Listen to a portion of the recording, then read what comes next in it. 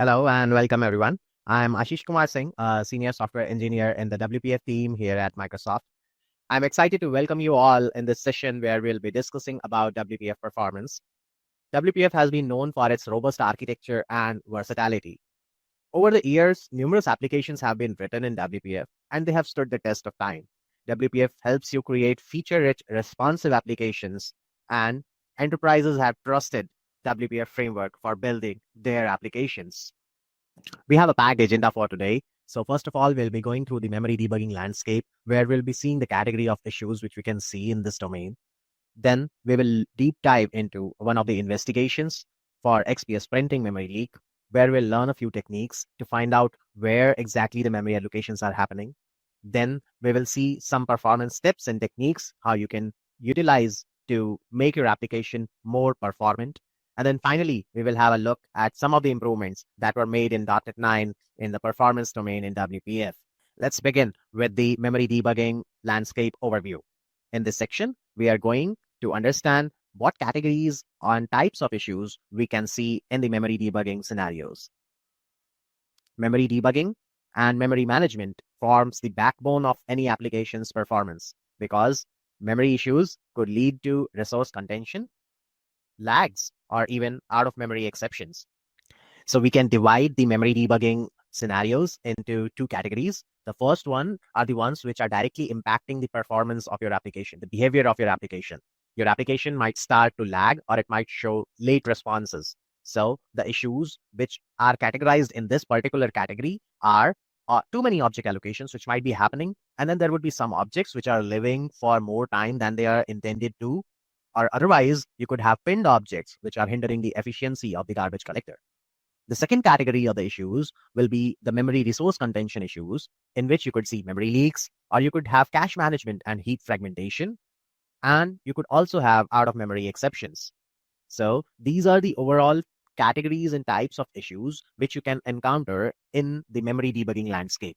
Identifying these issues, the type is very important to understand and address these particular issues because there is a different mechanism to address each of these issues. There might be some similarities, but you need to understand the type to address these issues correctly. When it comes to debugging memory issues, it is very important to have a structured approach and a plan to deal them nicely. So here I have listed down a few of the steps which you can take systematically to approach memory issues. So first of all, we need to decide what matters for us. We need to decide a metric that we want to improve. We need to decide a metric that we are interested in. That metric could be startup time. That metric could be memory usage or CPU usage. So that's the first step. Let's decide the metric and let's decide what matters for us. Then in the next step, what we need is to measure that particular metric. Like what's the current state? We need to associate a number to that metric so that we know if we could improve that metric further, or if there is a chance, or if it is resonating with some higher value or a lower value than the expected thing. Next, we need to capture detailed traces and evidences for our metric. We need to collect memory dumps, or maybe CPU usage activity, or maybe rendering activity, and all those things. We could use Purview, we could use WPA, we could use Visual Studio Performance Analyzer, and there are so many tools out there to do this thing. But we need to capture detailed information regarding our metric. Okay, once we have captured detailed information, logs and dumps, then we need to analyze that particular information and form our hypothesis around those analysis. After analyzing, once we have found out what function calls or what places in our program we are allocating more memory, or we are doing more garbage collection, or there could be so many scenarios which are possible, but we will have to identify which particular area of our code is causing these kind of issues. After identifying the location of the code place where the change has to be made, we make a change based on our hypothesis and the observations which we made. After making the change, we enter into the loop of measuring the metric again so that we can validate whether our fix improved the metric or not. And after the improvement is made, we could go on to test our application for changes so that we are not introducing any regressions as a part of this change. Now, once we have improved the metric and we have validated that our tests are fine, then probably we could go ahead and take this further. So this is a structured approach, a step-by-step way how we should deal with the memory issues. Now that we have seen a structured approach to deal with memory issues, and we also know the landscape, this is our time to delve deeper into one of the memory leak investigations which we did for the XPS printing area in WPF. So if some user is trying to print a large document, XPS document, or do a print as PDF from a WPF application, then it was taking a huge amount of memory and the memory was growing. So this is the particular problem landscape. And now we will go forward to understand the issue. We will see how the memory is growing, and then we will deep dive into the investigation. And further, we would see the impact of the fix. We will also review the fix and we will see what changes were made to the code as a part of this fix, which is being shipped in .NET 9. So here is our sample application. The application is pretty simple in the sense that it just has a button in there. And if we click on the button, it will call the print API for us. So I have just started building this app and I'll wait for the build to complete. Now the app has launched and I will just click on the button and so clicking here. Now it'll ask us to save as print as PDF, and then I will choose a location. Where do I want to save it? So I'll say it without fix because we are doing it without fix. So I'm just naming it without fix just to be clear. And now I just have to launch Task Manager to see if the memory is growing or not. Because this is gradually increasing, I'll probably fast forward it and we can see that the memory is increasing as long as we are using the app and the app is running. So the memory grows till, let's say, 400 MBs, and I'll probably wait now because at this point of time, we have a good evidence that our app is leaking memory, and we got to check how can we fix it. So first of all, as per the steps which we learned in the earlier section, we needed to find out which metric are we interested in, right? So the metric which we were interested in is the memory usage. And effectively, we need to find out which part of memory or which type of memory is creating problems for us for this growing memory situation. So the next step would be to measure, debug, and analyze, and we will go through these steps. So I'll launch my app again, and I'll just click on build and then wait for the app to launch. Once the app has launched, I'll just click on the button again. I'll be doing the same steps again, this time with the intention of debugging and analyzing. So I just clicked on the button now, and I'll just select the Microsoft Print to PDF and then click on the print button in there once it becomes active. Now that our app has launched, we need to do a few settings. I'll just click on the settings tab in there, and then I'll go to the memory profile tool, and I will enable the native heap profiling with snapshots, and I'll enable the interop heap profiling as well. This is required because we don't know like where are we allocating more memory. And then as our app is running, I'll just we clicked on the print button and we did not name the file. So I'll just name it without fix only, and I'll just save it. Now that our app is running, and we could see the native allocations and native heap size in the memory usage tab. We can also see that the memory is growing continuously. So we're all set up for investigating it further. And now we will dwell deeper into where are we allocating more memory and which call stacks are kind of allocating more memory. I can keep the app running, and we can see that the memory is growing in the diagnostics profiler. So I want to take a snapshot of the memory, and I will just click on the take snapshot button at this place, and I will click on the diff thing in there. So once this thing is being analyzed, as you can see, there's a progress parts going in analyzing heap details. So once this is done processing, we could see the native memory allocations. And what we could do here is that we could sort it on the basis of size. I'll just scroll it to my right and then click on the size button, size there, and it'll be sorted by size. So now I am interested in the place where we are allocating more memory. So I'll click on the stacks in there, and then I'll sort it by the size. So size diff is also going to get us important information that where we are allocating more memory. Given this view, we are pretty much sure that our XPS printing domain is in picture, and we are seeing a lot of memory allocations in the XPS code. So while we are having this view, we could see that a few of our functions are allocating more memory and they're responsible. So we probably have to just verify it once more that the diffs are coming more due to these stacks only.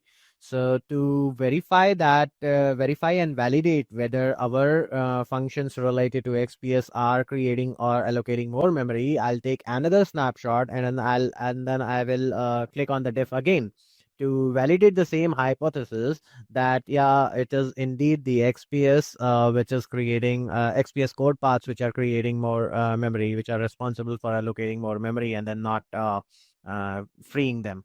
So I will take another snapshot. I'll click on the take snapshot here, and then I'll go to the diff again to see the memory difference. And till the time it's analyzing the heap details and the view is coming up, I'll just click on the stacks button in there. Now what I can see here is that it's the same functions which are probably listed down this time as well, and we are pretty sure now that it is due to these functions. So the add page function, and then we have this get XPS OM package writer, and apart from that, we have this other function which we have this create font resource. So these functions are responsible for more memory allocations.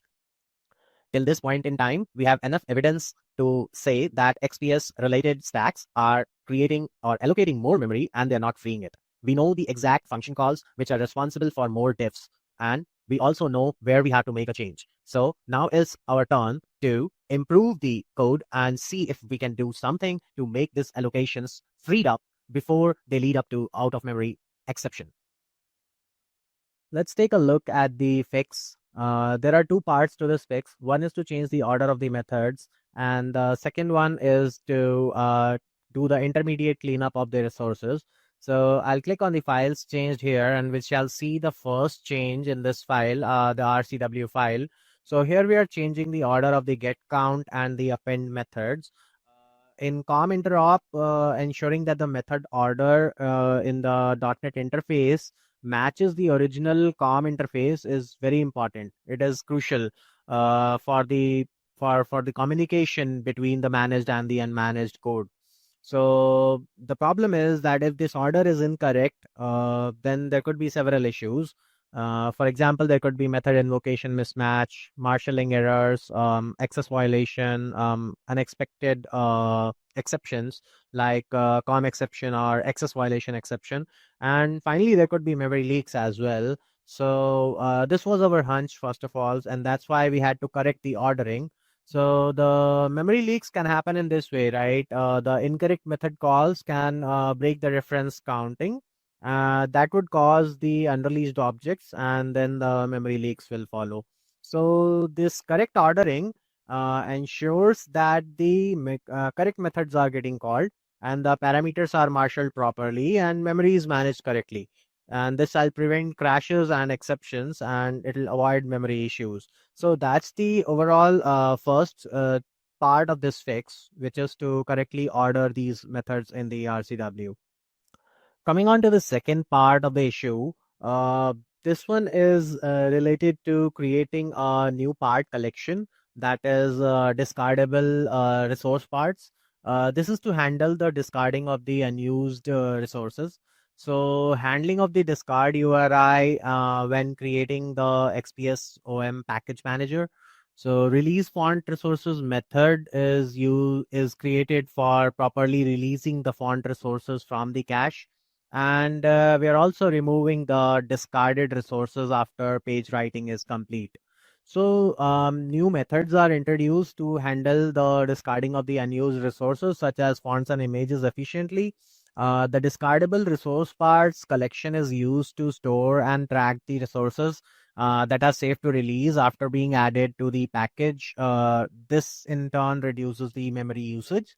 The XPS OM serialization manager ensures that the resources, fonts, or images can be discarded after they are no longer needed during the XPS document packaging.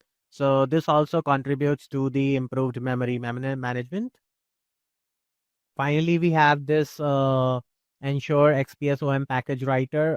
Now, this adds the support for the new discard control URI for enabling better management of discardable resources during the XPS document packaging process. And there is this reordering of the signal release to font service.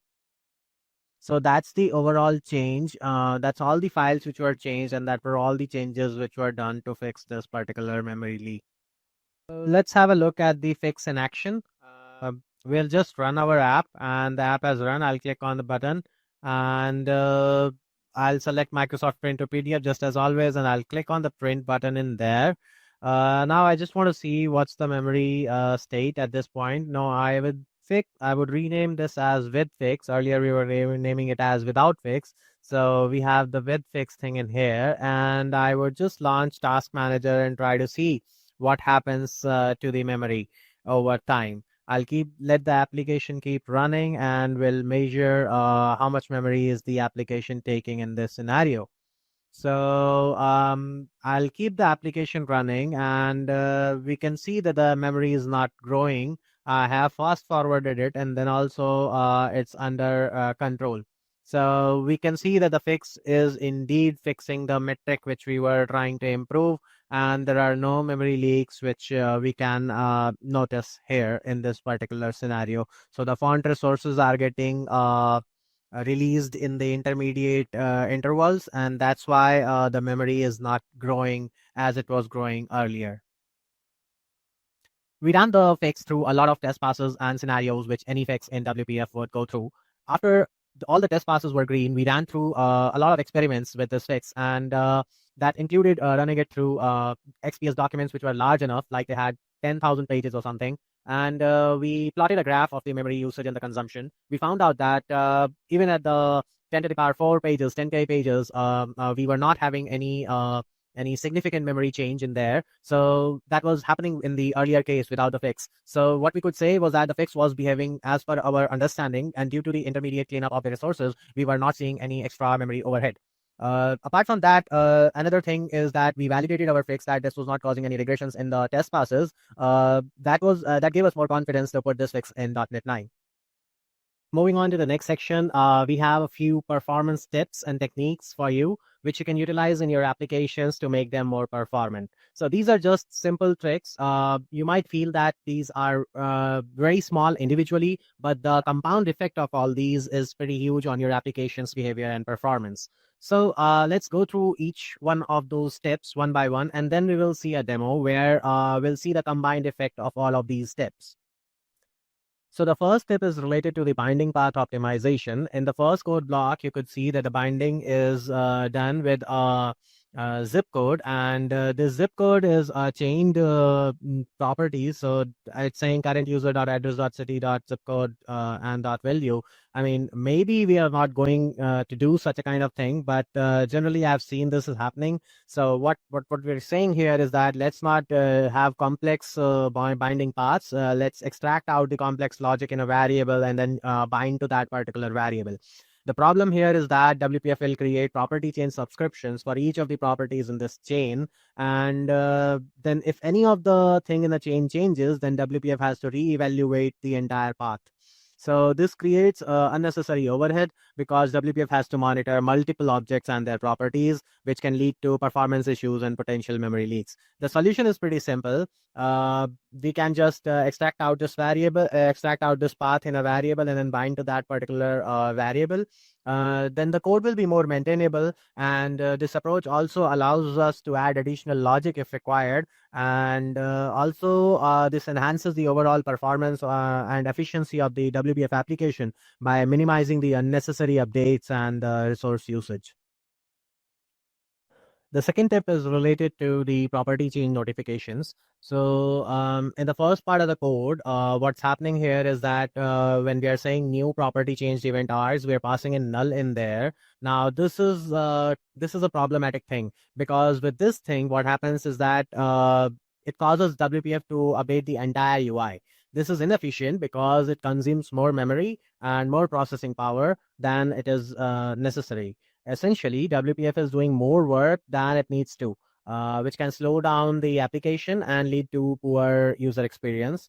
By being specific about what has changed and only notifying the exact property that has been updated, we can avoid these unnecessary updates.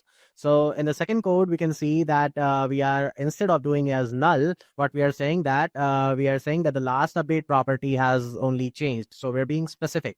That's point one. And point two, we are also having a value check in place, which is avoiding the property change notifications if the value is the same. So we are only notifying the property changes if the value is different or it has changed. Otherwise, we are not going to do any property change notifications. The third tip is related to caching.